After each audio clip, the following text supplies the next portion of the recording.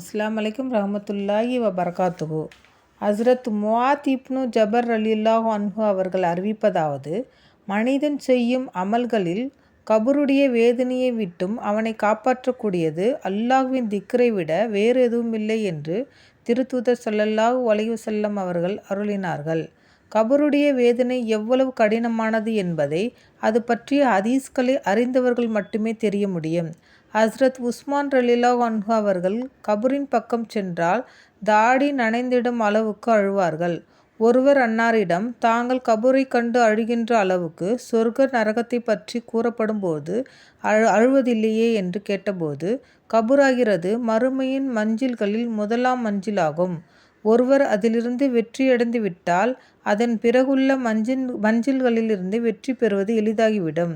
அதில் வெற்றி பெறாதவருக்கு அதற்கு பிறகுள்ள மஞ்சில்களெல்லாம் சிரமமாகவே இருக்கும் என்று பதிலளித்த பின், கபரை விட பயங்கரமான எந்த காட்சியையும் நான் கண்டதில்லை என்று நபி ஸல்லல்லாஹு அலைஹி வஸல்லம் அவர்கள் அருளியதாக கூறினார்கள். அருமை நாயகம் ஸல்லல்லாஹு அலைஹி வஸல்லம் அவர்கள் ஒவ்வொரு தொழுகைக்கு பிறகும் கபருடைய வேதனையை விட்டு பாதுகாப்பு தேடுவார்கள் என்பதாக அன்னை ஆயிஷா ரலியல்லாஹு அன்ஹா அவர்கள் அறிவிக்கிறார்கள். நீங்கள் பயத்தால் இறந்தவர்களை கபரில் அடக்காமல் விட்டு விடுவீர்களோ என்ற அச்சம் எனக்கில்லாமல் இருந்தால், நீங்களும் கபருடைய வேதனையை செவியுறும்படியாக நான் அல்லாஹ்விடம் கேட்டிருப்பேன்.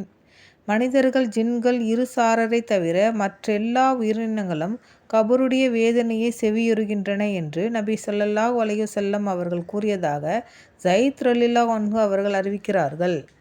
ஒரு ஹதீஸில் கூறப்பட்டுள்ளதாவது, ஒரு தடவை ரசூலே கரீம் ஸல்லல்லாஹு அலைஹி வஸல்லம் அவர்கள் பிரயாணம் செய்து கொண்டிருக்கும் போது ஓர் இடத்தில் அன்னாரின் ஒட்டகம் மிரள ஆரம்பித்தது.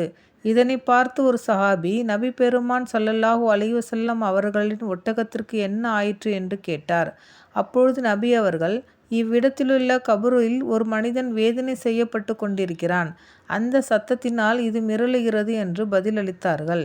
ஒரு தடவை ரசூலுல்லாஹி ஸல்லல்லாஹு அலைஹி வஸல்லம் அவர்கள் மஸ்ஜிதுன் நபவிக்கு சென்றபோது அங்கு சில மனிதர்கள் சப்தமிட்டு சிரித்து கொண்டிருப்பதை பார்த்து, நீங்கள் மௌத்தை அதிகமாக நினைப்பீர்களானால் இவ்விதம் சிரிக்க மாட்டீர்கள். கபரு ஆகிறது ஒவ்வொரு நாளும் நான் வறுமையின் வீடாகவும் தனிமையின் வீடாகவும் புழு பூச்சிகளும் விஷ ஜந்துக்களும் நிறைந்த வீடாகவும் இருக்கிறேன் என்று அறிவிப்பு செய்து கொண்டே இருக்கிறது. மூமினான மனிதர் கபரில் அடக்கப்பட்டால் அந்த கபரு அவரை பார்த்து, உன்னுடைய வரவு நல்வரவாகட்டும், மிக நல்லது, நீ வந்துவிட்டாய், என்னுடைய முதுகின் மீது நடமாடுகின்றவைகளில் நீ எனக்கு மிகவும் பிரியமானவனாக இருந்தாய், இன்று என்னிடம் ஒப்படைக்கப்பட்டிருக்கிறாய், இப்பொழுது என்னுடைய நல்லுபசரிப்பை காணப்போகிறாய் என்று கூறி கண்ணுக்கெட்டிய தூரம் வரை அது விசாலமாகிவிடும். பிறகு அங்கு சொர்க்கத்தின் ஒரு வாசல் திறந்து வைக்கப்படும். அதன் வழியாக இனிமையான காற்றும் நறுமணமும் அந்த கபருக்கு வந்து கொண்டே இருக்கும். காஃபிரானவன் அல்லது பாவம் புரிந்தவன் கபரில் அடக்கப்பட்டால் அவனை பார்த்து அந்த கபரானது, உன்னுடைய வரவு தீயதாகட்டும், நீ ஏன் இங்கு வந்தாய், என் முதுகின் மீது நடமாடுபவர்களில் நீதான் எனக்கு மிகவும் வெறுப்புள்ளவனாக இருந்தாய், இன்று என்னிடம் ஒப்படைக்கப்பட்டிருக்கிறாய், இப்பொழுது நீ என்னுடைய செயலை காணப்போகிறாய் என்று கூறி அவனை மிக கடுமையாக நெருக்கும். அதனால் அவனுடைய இரு விலா எலும்புகளும் ஒன்று சேர்ந்து இரு கைகளின் விரல்களையும் கோர்ப்பது போல் ஒன்றோடு ஒன்று கோர்த்து கொள்ளும். அதன் பிறகு 90 அல்லது 99 பாம்புகள் அவன் மீது சாட்டப்படும். அவை கியாமத் நாள் வரை அவனை கடித்து வேதனை செய்து கொண்டிருக்கும். அப்பாம்புகளில் ஒன்று இந்த பூமியின் மீது மூச்சு விடுமானால் கியாமத் நாள் வரை இதில் எவ்வித புற்புண்டுகளும் முளைக்காது.